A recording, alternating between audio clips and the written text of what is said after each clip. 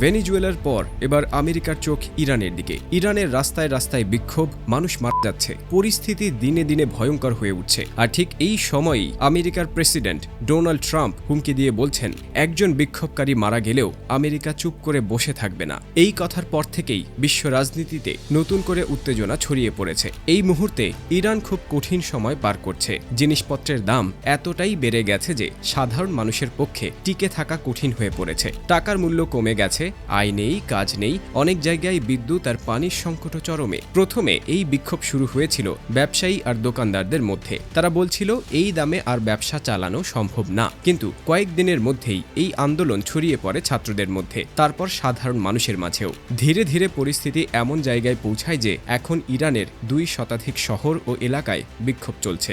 শুরুতে মানুষ শান্তভাবে রাস্তায় নেমেছিল, কিন্তু সময় গড়ানোর সঙ্গে সঙ্গে পরিস্থিতি নিয়ন্ত্রণের বাইরে চলে যায়। বিক্ষোভকারীদের সঙ্গে পুলিশের সংঘর্ষ শুরু হয়, অনেক জায়গায় গুলি চলে। সরকারি হিসাব অনুযায়ী এই বিক্ষোভে এখন পর্যন্ত 20 জনের বেশি মানুষ মারা গেছে। সবচেয়ে বেশি সংঘর্ষের খবর পাওয়া গেছে ইরানের পশ্চিমাঞ্চল থেকে। তবে রাজধানী তেহরান এবং দক্ষিণ বেলুচিস্তান প্রদেশেও বিক্ষোভকারী ও পুলিশের মধ্যে সংঘর্ষ হয়েছে। এই অবস্থায় বড় প্রশ্ন উঠছে, এই বিক্ষোভ কি শুধু ইরানের ভেতরের সমস্যা, নাকি এর পেছনে আন্তর্জাতিক কোনো শক্তির ভূমিকা আছে? ঠিক এই সময়ই আমেরিকার প্রেসিডেন্ট ডোনাল্ড ট্রাম্প প্রকাশ্যে ইরানকে হুমকি দেন। তিনি বলেন, আমেরিকা খুব কাছ থেকে ইরানের পরিস্থিতি পর্যবেক্ষণ করছে। যদি ইরান সরকার অতীতের মতো বিক্ষোভকারীদের হত্যা শুরু করে, তাহলে আমেরিকা কঠোর জবাব দেবে। এই বক্তব্যের পরেই বিশ্বজুড়ে আলোচনার ঝড় ওঠে। অনেক বিশ্লেষকের মতে ইরানের এই দুর্বল পরিস্থিতিকে কাজে লাগাতে চাইছিল আমেরিকা। ভেনেজুয়েলার ঘটনার পর এবার ইরান। অনেকের চোখে এটা কোনো কাকতালীয় ঘটনা নয়। এখানেই সামনে আসে আরেকটি গুরুত্বপূর্ণ দেশের নাম ইসরায়েল।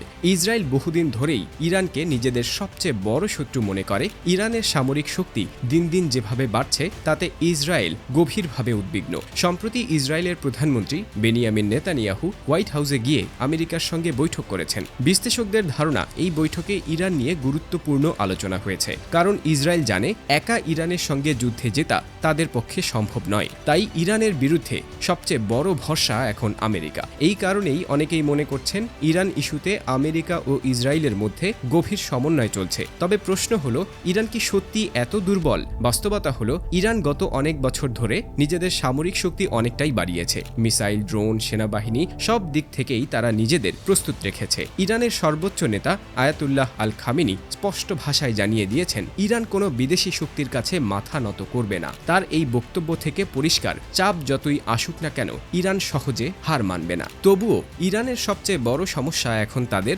অর্থনীতি। আন্তর্জাতিক নিষেধাজ্ঞার কারণে দেশের অর্থনীতি ভেঙে পড়েছে। মুদ্রাস্ফীতি সাধারণ মানুষের জীবন দুর্বিষহ করে তুলেছে। এর সঙ্গে যোগ হয়েছে বিদ্যুৎ সংকট, পানি সংকট এবং ভয়াবহ খরা। বলা হচ্ছে ইরান গত 40 বছরের মধ্যে সবচেয়ে বড় খরার মুখোমুখি। পানির সংকট এতটাই তীব্র যে রাজধানী তেহরানের চাপ কমাতে মানুষকে অন্য জায়গায় চলে যাওয়ার কথাও বলা হয়েছে। সব মিলিয়ে পরিস্থিতি এখন খুবই সংবেদনশীল। একদিকে দেশের ভেতরে বিক্ষোভ, অন্যদিকে আমেরিকার হুমকি, তার সঙ্গে ইসরায়েলের চাপ। সবকিছু মিলিয়ে ইরান এখন এক কঠিন মোড়ে দাঁড়িয়েছে। প্রশ্ন একটাই, এই বিক্ষোভ কি শুধু মানুষের ক্ষোভের বহিঃপ্রকাশ, নাকি এর আড়ালে লুকিয়ে আছে বিশ্ব রাজনীতির বড় কোনো পরিকল্পনা? যদি এই পরিস্থিতি নিয়ন্ত্রণের বাইরে চলে যায়, তাহলে এর প্রভাব শুধু ইরানে সীমাবদ্ধ থাকবে না। পুরো মধ্যপ্রাচ্য, এমনকি বিশ্ব রাজনীতিও বড় ধাক্কা খেতে পারে। এখন দেখার বিষয়, পরবর্তী চালটা কে দেয়।